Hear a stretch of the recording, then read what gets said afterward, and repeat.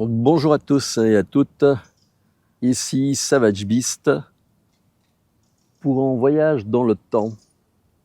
On est en 2023, les premiers jours de septembre, et là je vais nous ramener 50 ans en arrière, en 1973.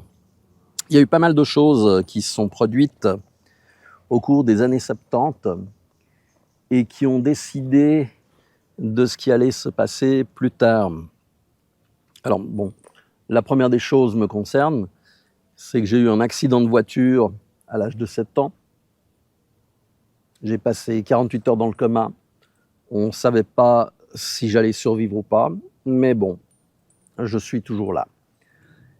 Et donc, en 73, comme je disais, il y a beaucoup de choses qui se sont produites et qui ont changé et conditionné la société que nous connaissons aujourd'hui. Alors, il y a eu ce qu'on appelle le premier choc pétrolier.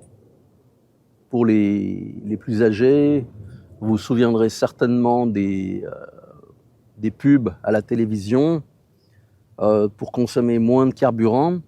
Et en France, on n'a pas de pétrole, mais on a des idées.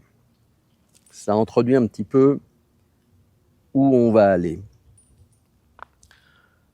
Les années 73-75, c'est aussi l'Indochine qui a été terminée, le Vietnam, Cambodge, Laos, et ce qu'on appelait les boat people, les gens qui fuyaient à bateau ces pays pour venir en Europe, aux États-Unis, etc.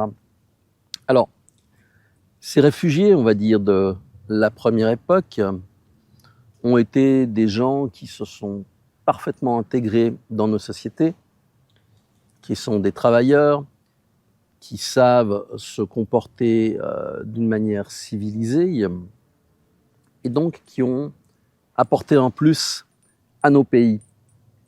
C'est très important. D'un autre côté, avec le choc pétrolier, il y a eu un renchérissement des prix qui s'est produit. Donc inflation, récession, tous les problèmes qu'on est en train de rencontrer à l'heure actuelle. Sauf qu'il y a 50 ans en arrière, des réserves de pétrole, il y en avait de grosses quantités. Il faut aussi remonter un peu en arrière, à la fin de la guerre, de la Deuxième Guerre mondiale, 39-45, où les Américains ont mis en place un plan d'aide pour l'Europe qui s'appelait le plan Marshall. Le plan Marshall n'était rien d'autre qu'un moyen de prendre le contrôle de l'Europe sous couvert de bonnes actions. Il faut se souvenir que l'Europe avait été partitionnée en deux, Europe de l'Ouest, Europe de l'Est pour la Russie, le pacte de Varsovie. Et donc, on a continué à avancer, à créer des générations qui étaient prévues pour fonctionner dans certaines conditions. Je me souviens parfaitement, à l'école, on nous faisait faire des mathématiques un peu spéciales dans ce qu'ils appelaient des machines. C'était des dessins et vous deviez faire certaines opérations pour obtenir un certain résultat. C'était une manière de former une génération à l'informatique, puisque ça commençait déjà à cette époque-là. On travaillait, c'était dur. Je me souviens que lorsque j'étais au collège, en scientifique, ce qui correspond chez vous au lycée, les exercices de mathématiques que l'on faisait, c'était les exercices de mathématiques de deuxième année d'université. On nous poussait vers le haut. Et ça, c'est aussi un point important sur lequel je vais revenir. Si on prend le cas de pays comme Arabie Saoudite, Qatar, Chine, Corée du Nord, ce sont des pays qui sont restés au niveau des populations extrêmement homogènes. Avoir la nationalité chinoise, c'est extrêmement compliqué. Avoir la nationalité nord-coréenne, je connais qu'une seule personne qui n'est pas née en Corée du Nord qui l'a obtenue. L'idée, c'est que si vous avez une population homogène, comme c'était le cas de la Suisse auparavant, le cas de la France, eh bien vous vous connaissez bien. Vous avez des socles communs au niveau historique, au niveau nourriture, il faut le dire, au niveau vision du pays. Et tout cela va vous permettre d'avoir un ciment, des bases qui font que votre pays tient. En 1973, c'était le gouvernement de Pierre Messmer, sous Pompidou, mais à l'époque, on avait déjà Valéry Giscard d'Estaing qui était dedans. Il ne faut pas oublier qu'en 50 ans, il y a énormément de gouvernements qui sont passés, pires les uns que les autres, autant en France qu'en Suisse qu'en Espagne, et que tout ça nous a amené à construire ce modèle d'Europe dans lequel nous vivons maintenant, qui n'était rien d'autre qu'en plan des États-Unis. Mitterrand l'a dit, je vous mettrai la photo du texte, où en fait c'est une guerre à mort entre les États-Unis et l'Europe, une guerre économique. Et ça, les gens qui sont au pouvoir sont soit complices, ce qui est le cas, soit tenus d'une manière ou d'une autre, coke, pédophilie, affaires de mœurs, argent, corruption. C'est un ensemble, c'est un mode de fonctionnement. Et donc on en est arrivé à un stade où on a fait rentrer des gens qui ne sont pas de notre culture, qui ne sont pas de nos pays, et le pire, qui ne sont pas assimilables et ne veulent pas s'assimiler. Alors, on le voit, à l'heure actuelle, en Méditerranée, il y a des bateaux qui vont chercher des gens qui viennent d'Afrique pour les ramener sur l'Europe.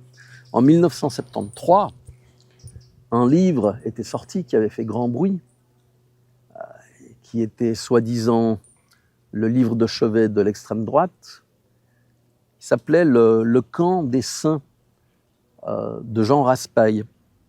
Et en fait, il décrivait une forteresse Europe. Curieusement, on retrouve actuellement ce terme dans tout ce qui est la mise en place des normes Frontex pour l'Europe pour faire la forteresse Europe. Or, actuellement, tout ça, c'est du vent. C'est du vent puisque l'on importe ces gens qui ne vont pas s'adapter. Pour détruire une cohésion sociale telle qu'on avait en France, telle qu'on avait en Suisse, il faut mettre des éléments extérieurs avec une valeur ajoutée nulle. Ce sont des gens dont on ne peut rien faire, mais qui vont permettre de diviser, qui vont permettre de créer des problèmes. À l'époque, le chef du parti communiste, M. Marchais, parlait de défendre les travailleurs d'Europe en disant qu'ils restent dans leur pays. Communistes. Hein? On en est arrivé à la situation où nous en sommes actuels, où l'Europe est devenue un regroupement de, comment dirais-je, de profiteurs, pour pas être insultant, parce que ça peut me valoir des ennuis. Il y a des lois qui sont passées de tous les côtés, de manière à bien contrôler la population, à l'empêcher de penser, à l'empêcher de se fédérer, de se regrouper. Dès qu'il y a des petits groupes qui sont sous surveillance, qui veulent faire certaines actions, eh bien, on va les pointer du doigt. Il y a plein d'associations qui sont subventionnées, qui ne servent qu'à porter plainte. En fait, on a suicidé la nation européenne, on a suicidé nos pays en mettant au pouvoir des gens qui sont vendus à des puissances étrangères. Et le pire, c'est que par la manipulation de masse avec les médias traditionnels, la population l'accepte. La population va dans le sens où on lui dit. C'est normal. Vous n'êtes déjà pas sûr d'avoir votre emploi demain. Donc, ça, c'est votre premier souci. Vous arrivez à la maison, vous êtes épuisé nerveusement par les trajets, par le travail, par l'ambiance déplorable qu'il y a avec les collègues. Tout ça fait que vous n'avez plus la capacité de réfléchir. Pire, les smartphones sont un outil de contrôle magnifique. Vous ne réfléchissez plus. Vous ne lisez plus. Or, pour s'éduquer, il faut lire. Il faut voir qu'en 50 ans, la technologie, quelle qu'elle soit, que ce soit au niveau de la construction des bâtiments, que ce soit au niveau de la métallurgie, que ce soit au niveau de la physique, a évolué d'une manière incroyable. La même chose pour la médecine. Et donc, on n'a plus la capacité d'enseigner les bases, le socle commun, aux gens. On va obtenir des gens très pointus, très spécialisés dans un tout petit domaine, mais qui, en dehors de ça, ne sauront plus rien faire. À l'heure actuelle, si on regarde tout ce qui est la partie économie, et je vous recommande une chaîne sur YouTube qui est faite par Marc Touati, il fait de très très bonnes analyses, il y a des bons graphiques, on voit ce qui est en train de se produire. Et je ne vais pas y aller par deux chemins. L'Europe, au niveau financier, on a été détruit. Le prétexte de la guerre en Ukraine pour nous faire dépenser de l'argent permet aux Américains de relancer leur industrie guerrière, comme ils ont toujours fait, de ramasser de l'argent et de maintenir un peu à flot leur pays, malgré le fait que la situation soit aussi catastrophique chez eux. Je vais y revenir. Je disais donc que les États-Unis ont besoin de faire fonctionner leur industrie guerrière parce que c'est la seule chose qui maintient plus ou moins leur pays. Et il faut savoir que les problèmes qu'il y a aux États-Unis sont absolument énormes. La quantité de gens qui n'ont plus de toit, l'épidémie de drogue au pluriel, qui fait que les gens se détruisent, le manque de travail, le nombre d'enseignes qui ferment les unes derrière les autres et des grosses chaînes, vous pouvez le voir. Je vous mettrai peut-être des extraits de vidéos. La situation est vraiment dramatique. Et c'est pas que dans une région, c'est pas que dans une ville, c'est au niveau des États-Unis. J'en ai discuté avec des amis qui sont là-bas. C'est vraiment la fin. La fin. Mais on continue. On continue. En Europe, eh bien, la technique qui a été utilisée, comme aux États-Unis, ils ont mis en place les woke, la cancel culture, qui consiste à éliminer le passé,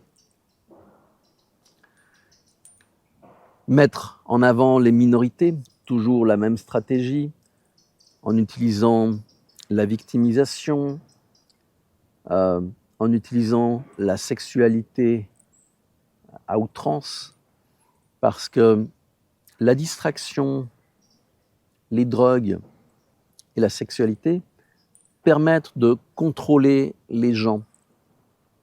Ils n'ont plus envie de se battre. Ils n'ont plus envie de changer les choses. Ils rentrent dans une espèce de morne zone où tout est gris. Voilà.